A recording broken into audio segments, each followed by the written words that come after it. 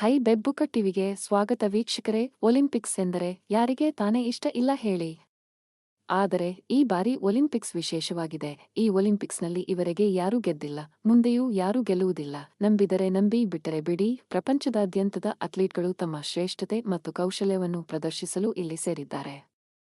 ಕ್ರೀಡಾಪಟುಗಳ ಶ್ರಮ, ಸಮರ್ಪಣೆ ಮತ್ತು ಹೋರಾಟದ ಕಥೆಗಳು ನಮ್ಮ ಮನಸ್ಸನ್ನು ತಟ್ಟುತ್ತವೆ. ಪ್ರತಿಭೆಯ ಈ ವೇದಿಕೆಯಲ್ಲಿ ನಾವೆಲ್ಲರೂ ಒಂದಾಗಿ ಆನಂದಿಸೋಣ. ಮುಂದಿನ ಕೆಲ ಕಾಲ ಈ ಕಾರ್ಯಕ್ರಮವು ನಿಮಗೆ ಅಪಾರ ಉಲ್ಲಾಸ ನೀಡುವಂತಿದೆ. ಅದಕ್ಕಾಗಿ ನಮ್ಮೊಡನೆ ಇರಿ, ನಿಮ್ಮ ಪ್ರೀತಿಯ ಬೆಬ್ಬುಕ ಟಿವಿಯಲ್ಲಿ. ಒಂದಾನೊಂದು ಕಾಲದಲ್ಲಿ ನಂದನವನ ಎಂಬ ಹಳ್ಳಿಯಲ್ಲಿ 6 ಸ್ನೇಹಿತರು ಇದ್ದರು. ಅವರ ಹಳ್ಳಿಯಲ್ಲಿ ಪ್ರತಿವರ್ಷ ಅತಿ ದೊಡ್ಡ ಹಬ್ಬ ಅರಿಶಿನವಣ ನಡೆಯುತ್ತಿತ್ತು ಮತ್ತು ಈ ಹಬ್ಬದಲ್ಲಿ ವಿವಿಧ ಕ್ರೀಡಾಕೂಟಗಳು ಜರುಗುತ್ತವೆ. ಈ ಬಾರಿ ಹಬ್ಬದ ಪ್ರಮುಖ ಆಕರ್ಷಣೆ ಎಂದರೆ ಅರಿಶಿಡ್ವರ್ಗ ಕ್ರೀಡಾಕೂಟ. ಎಲ್ಲರೂ ತಮ್ಮ ತಮ್ಮ ಸಾಮರ್ಥ್ಯವನ್ನು ತೋರಿಸಲು ಸಿದ್ಧರಾಗಿ ಇದ್ದರು. ಆದರೆ ಈ ಆಟಗಳಲ್ಲಿ ಜಯವೋ ಸೋಲೋ ಮುಖ್ಯವಲ್ಲ, ಮುಖ್ಯವಾದದ್ದು ಅವರು ಯಾವ ರೀತಿಯ ಬುದ್ಧಿ ಬಳಸುತ್ತಾರೆ ಎಂಬುದು. ವೀಕ್ಷಕರೇ, 500 ವರ್ಷಗಳ ಕಠಿಣ ಪರಿಶ್ರಮ, ಬಲಿದಾನ, ಹೆಮ್ಮೆಯಿಂದ ಕಟ್ಟಿದ ರಾಮಮಂದಿರ ಅವರಿಗೆ ಕಾಣದೆ ಕೇಕೆ ಹಾಕಿದ ಸಂದರ್ಭ ಇದು. 2024ರಲ್ಲಿ ನಡೆದಿದ್ದು ಎಂದರೆ ಅದೆಂಥ ಪ್ರದರ್ಶನ. ಈ ಕ್ರೀಡಾಕೂಟದ ಮುಂಚೆ ನಾನು ಈ 6 ಸಂಗತಿಗಳ ಬಗ್ಗೆ ಹೇಳಲೇಬೇಕು. ಮೊದಲನೆಯದಾಗಿ ಕಾಮ. ಕ್ರೀಡಾಕೂಟದಲ್ಲಿ ಮೊದಲು ಧನಸಂಪತ್ತಿನ ಹಬ್ಬ ನಡೆಯಿತು. ಕಾಮನು ಎಲ್ಲಾ ಸೊಕ್ಕು ಸುಖವಸ್ತುಗಳನ್ನು ನೋಡುತ್ತಾ ತಾನು ತನಗೆ ತನ್ನದು ಎಂದು ಬಯಸಿದ. ಅವನು ಎಲ್ಲ ಆಕರ್ಷಣೆಗಳಿಗೆ ಓಡಿ ಹೋಗುತ್ತಾ ತನ್ನ ದಾರಿಯೇ ಮರೆತ. ಕ್ರೋಧ. ಕ್ರೀಡಾಕೂಟದಲ್ಲಿ ತಮಾಷೆಯ ಕ್ರೀಡೆ ನಡೆಯುತ್ತಿತ್ತು. ಕ್ರೋಧನು ಎಲ್ಲದರ ಮೇಲೆ ಕೋಪಗೊಂಡು ಕ್ರೀಡಾಕೂಟವನ್ನು ನಾಶ ಮಾಡಿದ. ಅವನು ತನ್ನ ನಿಯಂತ್ರಣ ಕಳೆದುಕೊಂಡು ಎಲ್ಲಾ ಸ್ನೇಹಿತರು ನೊಂದು ಹೋಗಲು ಕಾರಣನಾದ. ಲೋಭ. ಕ್ರೀಡಾಕೂಟದಲ್ಲಿ ಬಹುಮಾನಗಳ ವಿತರಣೆಯಿತ್ತು. ಲೋಭನು ಎಲ್ಲಾ ಬಹುಮಾನಗಳನ್ನು ತಾನು ಪಡೆದುಕೊಳ್ಳಲು ಬಯಸಿದ. ಅವನು ತನ್ನ ಬೊಕ್ಕಸವನ್ನು ತುಂಬಿ ಇನ್ನೂ ಹೆಚ್ಚಿನದಕ್ಕಾಗಿ ಕದಿಯಲು ಪ್ರಯತ್ನಿಸಿದ. ಮೋಹನು ಈ ಎಲ್ಲ ಪ್ರದರ್ಶನಗಳಲ್ಲಿ ತಾನು ತೇಲಲು ಬಯಸಿದ. ಅವನು ಆಕರ್ಷಣೆಗಳ ಆವರಣದಲ್ಲಿ ತಿರುಗುತ್ತಾ ತನ್ನ ಗುರಿಯೇ ಮರೆತ. ಮದ. ಕ್ರೀಡಾಕೂಟದಲ್ಲಿ ಕೌಶಲ್ಯದ ಸ್ಪರ್ಧೆಯಿತ್ತು. ಮದನು ತನ್ನ ಶಕ್ತಿಯನ್ನು ತೋರಿಸಲು, ಇತರರಿಗಿಂತ ತಾನೇ ಶ್ರೇಷ್ಠ ಎಂಬುದನ್ನು ಸಾಬೀತುಪಡಿಸಲು ಎಲ್ಲ ಪ್ರಯತ್ನ ಮಾಡುತ್ತಿದ್ದ. ಅವನು ಇತರರನ್ನು ಹೀನವಾಗಿಸಿ ತನ್ನ ಗರ್ವದಿಂದ ತುಂಬಿಕೊಂಡಿದ್ದ.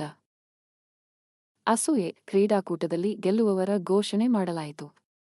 ಅಸೂಯೆನು ಇತರರ ಯಶಸ್ಸನ್ನು ಸಹಿಸಲಾರದೆ ತನ್ನ ಅಸೂಯೆಯಿಂದ ಕಿರಿಕಿರಿ ಪಡುತ್ತಾ ಗೆದ್ದವರೆಲ್ಲರ ಬಗ್ಗೆ ಕೆಟ್ಟ ಮಾತುಗಳನ್ನಾಡಿದ. ವೀಕ್ಷಕರೇ, ಆ 6 ಸ್ನೇಹಿತರು ಹಬ್ಬದ ಸಂಭ್ರಮವನ್ನು ಸಂಪೂರ್ಣ ಕದಡಿದರು. ಹಬ್ಬದ ಮಹತ್ವವನ್ನು ಮುಚ್ಚಿಹಾಕಿ ತಮ್ಮ ಅಹಂಕಾರ ಮತ್ತು ಆಸೆಗಳ ಕಾರಣದಿಂದ ಎಲ್ಲಾ ಹಳ್ಳಿ ಜನರನ್ನು ಕಿರಿಕಿರಿಗೊಳಿಸಿದರು. ಆ ಹಬ್ಬದ ದಿನದ ಅಂತ್ಯಕ್ಕೆ ಎಲ್ಲರೂ ತಮ್ಮ ತಮ್ಮ ಪಾಠವನ್ನು ಕಲಿತಿದ್ದರು. ಕಾಮ ತನ್ನ ಆಕರ್ಷಣೆಯಿಂದ ಹೊರಬಂದು ತನ್ನ ಸಮಾಧಾನವನ್ನು ಹುಡುಕಲು ಪ್ರಯತ್ನಿಸಿದ. ಕ್ರೋಧ ತನ್ನ ಕೋಪವನ್ನು ನಿಯಂತ್ರಿಸಲು ಧ್ಯಾನ ಮಾಡಲು ಆರಂಭಿಸಿದ. ಲೋಭ ತನ್ನ ಆಲಸನ್ನು ಕಡಿಮೆ ಮಾಡಲು ಪ್ರಯತ್ನಿಸಿದ. ಮೋಹ ತನ್ನ ಆಕರ್ಷಣೆಗಳಿಂದ ಹೊರಬಂದು ವಾಸ್ತವಿಕತೆಯನ್ನು ಅರಿತುಕೊಳ್ಳಲು ಪ್ರಯತ್ನಿಸಿದ. ಮದ ತನ್ನ ಗರ್ವವನ್ನು ತೊರೆದು ಮತ್ತವರನ್ನು ಗೌರವಿಸಲು ಕಲಿತ. ಅಸೂಯೆ ತನ್ನ ಜೀರ್ವಾಸನೆಯನ್ನು ತೊರೆದು ಮತ್ತವರ ಯಶಸ್ಸನ್ನು ಸ್ವೀಕರಿಸಲು ಪ್ರಯತ್ನಿಸಿದ. ಈ ಕ್ರೀಡಾಕೂಟದಿಂದ ನಂದನವನದ ಹಳ್ಳಿಯ ಜನರು ಮತ್ತು ಆ 6 ಸ್ನೇಹಿತರು ಅರಿಷಡ್ವರ್ಗಗಳು ನಮ್ಮ ಜೀವನದಲ್ಲಿ ಹೇಗೆ ಕಾರ್ಯನಿರ್ವಹಿಸುತ್ತವೆ ಎಂಬುದನ್ನು ಅರಿತುಕೊಂಡರು.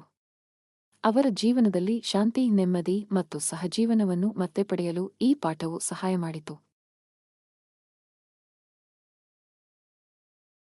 ವೀಕ್ಷಕರೇ, 500 ವರ್ಷಗಳ ಹಿಂದೆ ಪುನಃ ರಾಮಮಂದಿರವನ್ನು ಕಟ್ಟಿಸಿದವರು ಅಹಿಲ್ಯಾಬಾಯಿ ಹೋಳ್ಕರ್.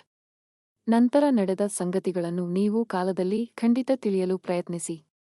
2024ರಲ್ಲಿ ಪುನಃ ರಾಮಮಂದಿರವನ್ನು ಕಟ್ಟಿಸಲು ಸಾಕ್ಷಿಯಾಗಿದ್ದವರು ನರೇಂದ್ರ ಮೋದಿ. ಆದರೆ ದುರ್ದೈವ ಅಂದ್ರೆ ಈ ಜನರು ಮೋದಿಯವರ ಕೈ ಹಿಡಿಯಲಿಲ್ಲ. ನಡೆದುದು ಇತಿಹಾಸ. ಇವರಿಗೆಲ್ಲಿ ಅರ್ಥವಾದೀತು, ಸೋತದ್ದು ಮೋದಿ ಅಲ್ಲ, 130 ಕೋಟಿ ಜನ.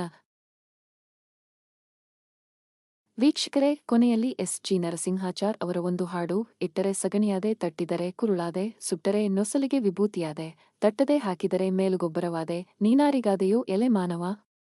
ಧನ್ಯವಾದ.